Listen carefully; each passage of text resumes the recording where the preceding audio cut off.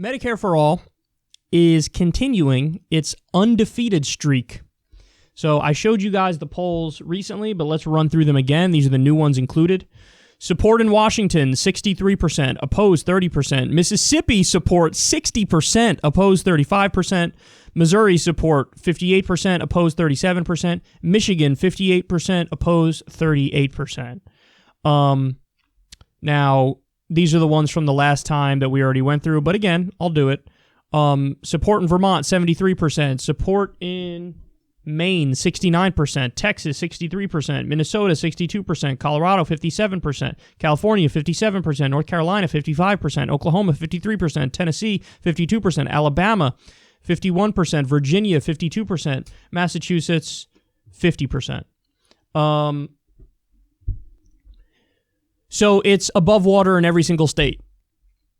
And this is good news, but it's also depressing, and I think you all know why it's depressing. It's depressing because even though this is the case, Bernie is down in the race. That rhymed. I wasn't even trying to rhyme. So there's a disconnect.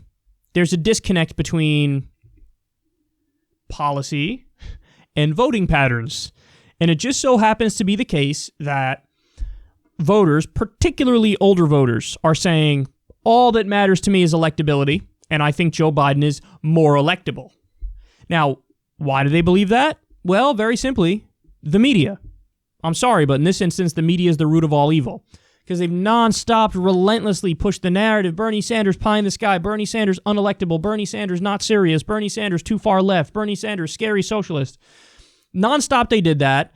They pumped up Joe Biden. Oh, Joe Biden, he was the Vice President Barack Obama. He's a serious candidate. He was the front runner for so long. Oh, Joe Biden, Joe Biden, Joe Biden, Joe Biden, Joe Biden.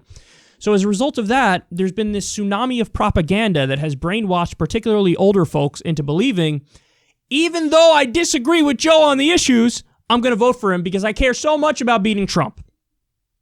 And here we are. So now not only do you and I have to make the case that Bernie Sanders is more electable, because he is, but also we have the long-term case to make now that to let everybody know, hey dog, it's okay. Vote for the person who has the best ideas. Vote for the person who has the best policies. Vote for the person who you agree with the most. Because this meta game that people play, I'm not going to vote based on who I think is the best. I'm going to vote based off of who I perceive that may or may not may be the strongest against the person who I dislike the most. So I'm going to try to think what other people are thinking and then vote like that because I care more about being the bad person than I do about anything serious and fixing problems. God damn it, that's so stupid. Oh my God. Again, go talk to a young person. Go talk to a viewer of this show. What are you guys going to say if somebody asks you this? Hey, what's your criteria in voting? You're going to be like, I care about Medicare for all. I care about free college. I care about a living wage. I care about a Green New Deal. I care about getting money out of politics. I care about legalizing marijuana. You're gonna go, hey, here's the change I want to see. Let's do that.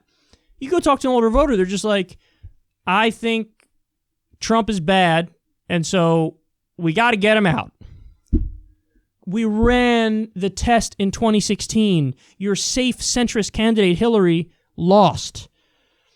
Joe Biden will lose, bar an extenuating circumstance like a total economic crash or a global pandemic. Luckily for Joe, that's exactly what's happening as I'm talking to you right now.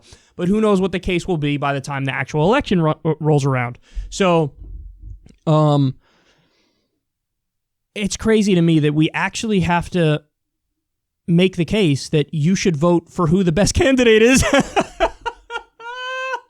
Oh, God damn it. We live in such a terrible, terrible, messed up world.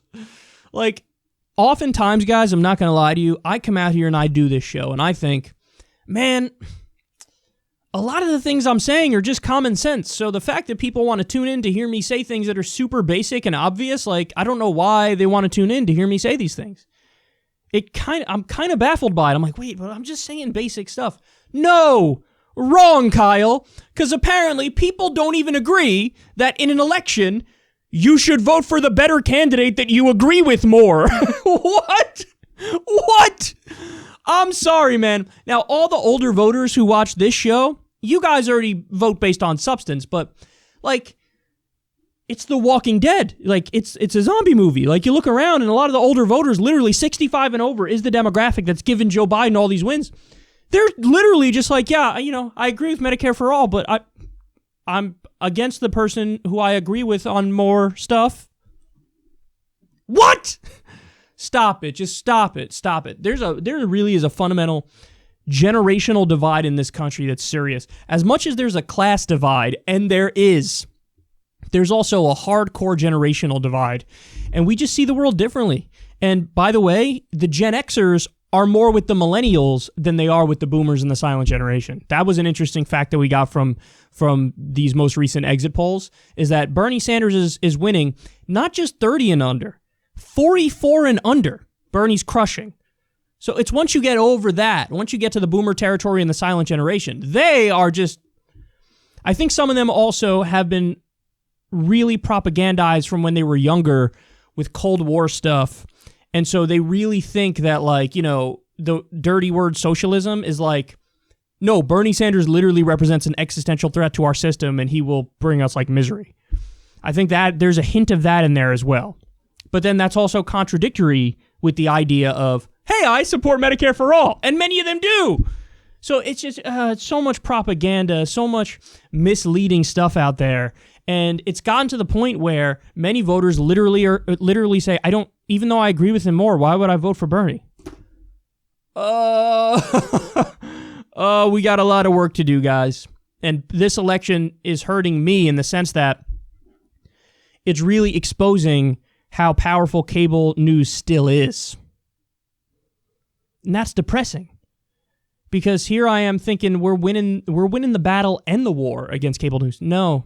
They still have more sway in the country. I think we have more sway among young people. New media has more sway among young people. But for the older you get, the more they're totally plugged into cable news, and it is more influential because they reach more people than we do. But the thing I can hang my hat on with pride is that, yes, the numbers of, like, and I'm not kidding about this, over 80% of young people go in for Bernie over Biden. I do think new media has something to do with that. And it shows you, I don't think the margins would have been that crushing had it not been for new media. And I'm not just saying me, I'm saying many others in the space that I'm in. So, but we got a lot of work to do, and I need to do some sort of like older outreach thing because I want more older people to watch this and to kind of shift their worldview a little bit, because the whole electability canard needs to die. Again, I think Bernie is more electable. But even given that, I don't think you should vote based on who's more electable. You should vote based on who has the best policies to fix the country.